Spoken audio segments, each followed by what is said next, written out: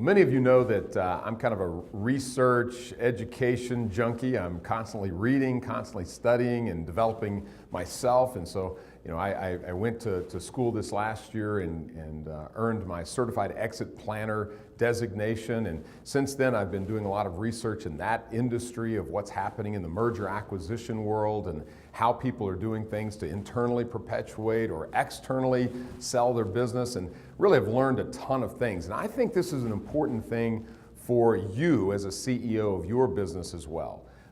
You've got to continue to learn what's going on in the marketplace, understand the facts and the details, understand what's happening in trends, because it just helps you make better decisions. I think a well-informed CEO is a better CEO. It's the way we manage the risks of our business the best possible way.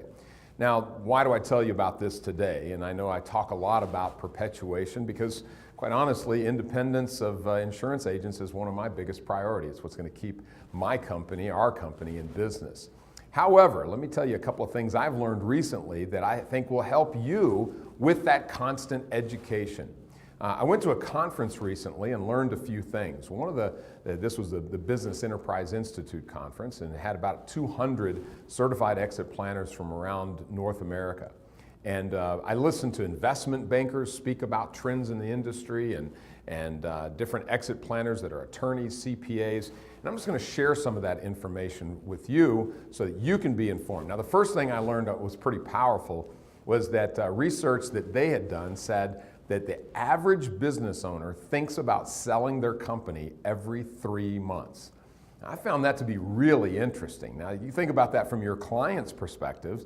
That means the people you're doing business with, that you're depending on recurring revenues, every 3 months are thinking about selling their business. That could probably have an impact on you. But you're in the same boat. I bet every 3 months or so, you've probably thought about, should I sell? Should I stay independent? What are the opportunities that are out there with selling the business? What should I do? What's my business worth? What's the value? And you know what? You should be asking those questions. Now, I don't think you should do it because selling externally is the answer, because I'm thoroughly convinced that staying independent is going to be the greatest return for you. That's the reason private equity money right now is out there trying to buy insurance agencies, because it is a great business to own, not to sell. But that being said, you still need to know the facts. So every 3 months, people are thinking about selling their business. What does that mean? Well, that means they're out probably thinking about it, looking at, talking to people, hearing messages. And I bet every one of you that's watching this video today says, I've had a ton of phone calls, and I constantly get phone calls from people looking to acquire us. Well, I want to give you some advice around this. It's advice that I heard from an investment banker at this conference. He said that one of the most dangerous things that sellers of business can do is talk too much. Now think about that. What do you mean talk too much, Larry? Well, what happens when these people make phone calls to your company? What happens when they take you to dinner? What happens when they come visit with you? You need to understand who they are and what they do for a living. They are not just like you. These are people that want you to think they're just like you because they're trying to sell you on letting them buy you.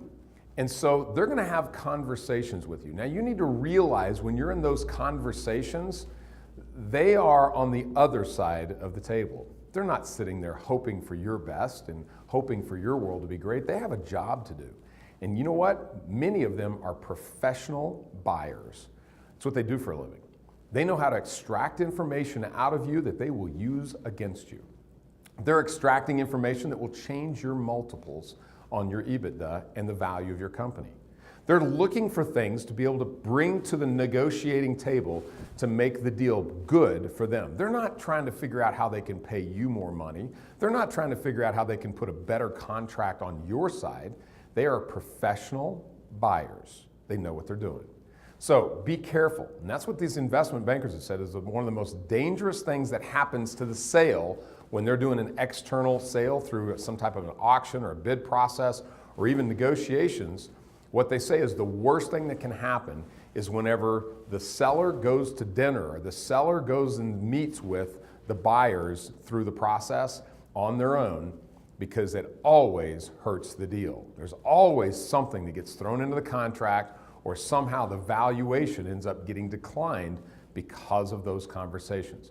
Unless you're a professional negotiator, unless you are excellent at knowing how to sell a business, you need to be careful what you say. Now, I'm not saying don't go meet with them and don't go talk to them.